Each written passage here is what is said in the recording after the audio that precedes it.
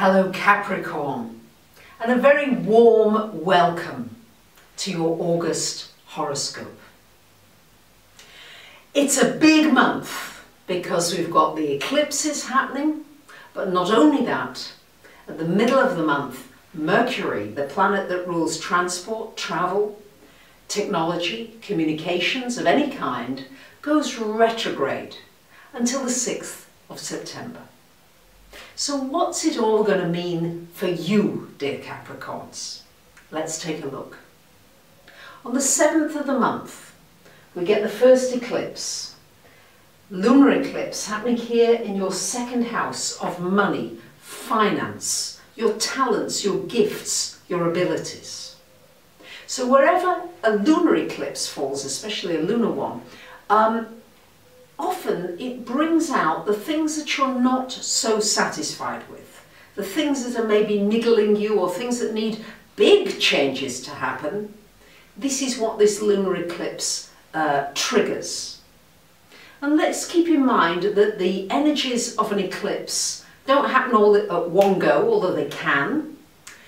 They usually last for at least 6 months afterwards. So we're looking at August through until February. So maybe something started in August, but coming to fruition or completion or another stage of development in February onwards. So this eclipse here in your second house of money, giving you an opportunity here to reevaluate, Capricorns, how you're spending money, how you're saving money, your security generally, how can you feel more secure? And it's also wanting you to look at your gifts, your talents, maybe to see that there are other things that you can do. Often, sometimes you get a little bit tunnel vision, so to speak, and you don't see that there are so many things that you could try and do and even make a good living from. Some extra money, a little bit of passive income, a little bit of extra income, and this moon energy, whilst it may bring some much needed changes to your financial situation, it can also give you an opportunity to create something new for yourself in that area, some new shoots, some new seeds, some new beginnings. On the 13th of the month here, we've got this Mercury going retrograde in your 9th house until September 6th. And here in the 9th house, great placement actually for Mercury to go retrograde, because it's a good time for studying, for completing exams, for writing. Of course, it's not the best time for negotiating contracts, although if you've been in negotiation for quite some time, it could complete during the Mercury retrograde. It's a good time to reevaluate your education, learning. What would you like to learn, study, teach, share, mentor, train? This is really great for all of those areas. And it's a wonderful time to think about maybe going back to a place you've visited. Maybe you've travelled somewhere and you'd like to go back there. This Mercury retro may take you back there. Maybe it's mentally, just remembering some place that you visited that you loved, but equally taking you there for a revisit. It also may be time to, it could be a completion of a legal situation or a re-evaluation of something legal. Maybe it's time to drop it or time to take it up once Mercury goes direct after the 6th of September. On the 21st of the month, we have got a solar eclipse happening in the 8th house. It's everything to do with finances this month and money and security for you Capricorns. So here it's joining the Sun and Mars.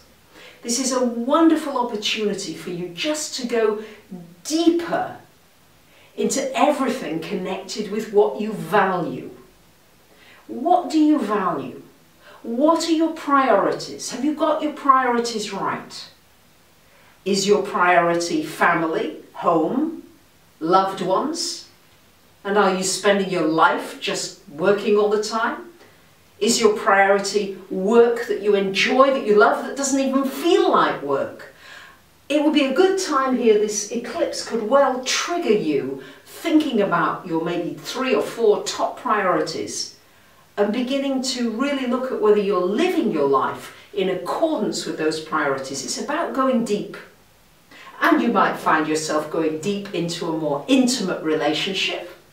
Venus here is wonderful for your relationships until the 27th of the month. And it's just, could bring you somebody new, a new romance, but it's just an opportunity to really open your heart a little more and to trust somebody maybe a little more, to look at trust issues that you might have and to see where your heart may be closed and to open it up a little bit more, because sometimes you can be quite protected, Capricorns. On the 23rd of the month, the Sun comes into the 9th. You might be travelling somewhere, planning a trip.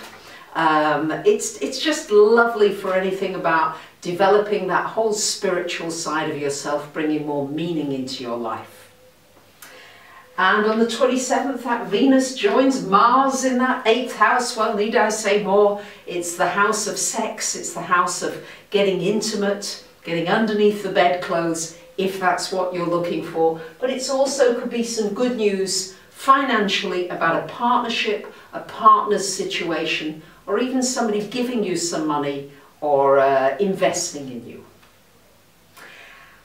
And I wish you a wonderful month. Thank you for commenting, sharing, subscribing. Bye for now.